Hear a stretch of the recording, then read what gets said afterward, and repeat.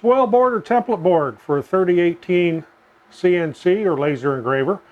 And I'm going to go over real quick how to make one of these and what I'm using them for coming up.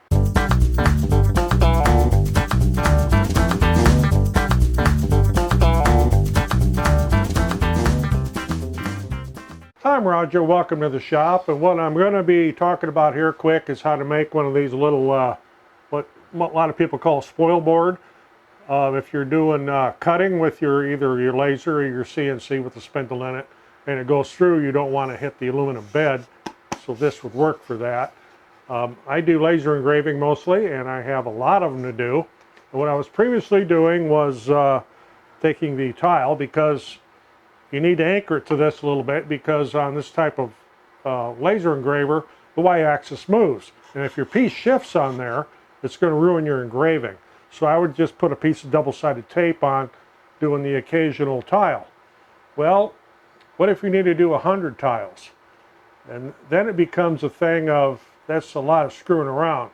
So I made a spoil board like this, and I'll give you the dimensions and where the holes go and everything here in a minute.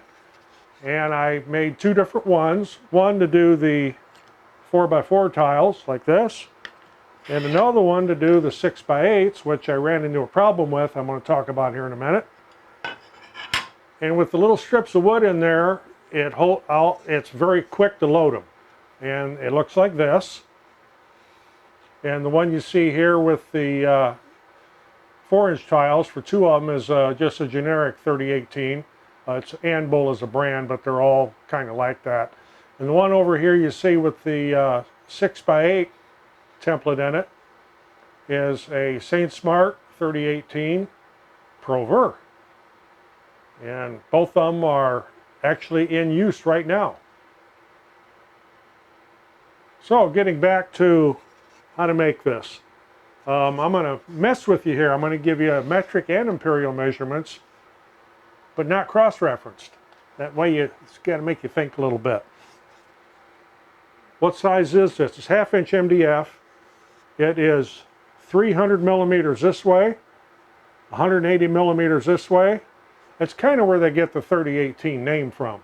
It's 300 by 180. That's your bed size. And what I have discovered that is not necessarily your work area size. For my 6x8 tiles, I've done quite a few, but I have a couple patterns where it takes it all the way to the edge of the tile. And this is a ruined one here because it hit the limit. So I need a bigger laser. And I bought one. And that's going to be a whole nother video coming up here very shortly, because it came yesterday, and I'm going to put it together today. I'm going to do a very detailed video of it. It's your tour, and we'll go through all of that in the other video. I don't know when I'll get it posted, but I need it. I got to do a bunch of these too. So what's nice about this, and there's one of the engravings, this has not had the paint stripped off of it yet. It's the white paint engraving, the Norton white tile or white paint or whatever they call that thing. I've experimented with a couple of them when I first got the laser engraver, and now it's become a little bit of a extra side business, like I needed more to do. But I need to make 100 of these, and they're not all the same. Some of them are, or a lot of them aren't. And in order to be able to do it quickly and efficiently, I can load 2 tiles in.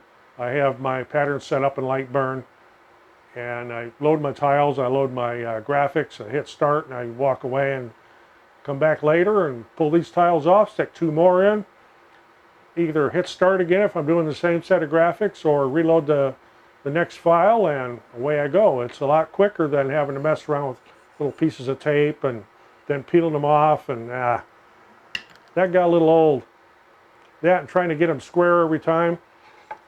Now what I've done here on this is I've drawn lines that are 1 inch apart.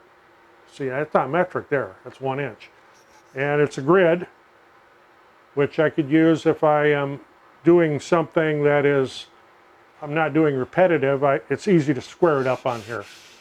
And I start my laser from point of origin instead of home, or it's wherever the laser's sitting is where it's going to start. So that's the one I use. Okay, now, how to mount this to the aluminum bed. The bed on both of the lasers, as you can see here, are identical.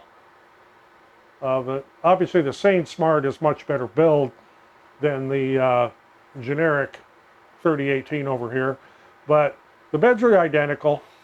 So, these holes, I didn't want any fasteners protruding, so these are recessed a little bit.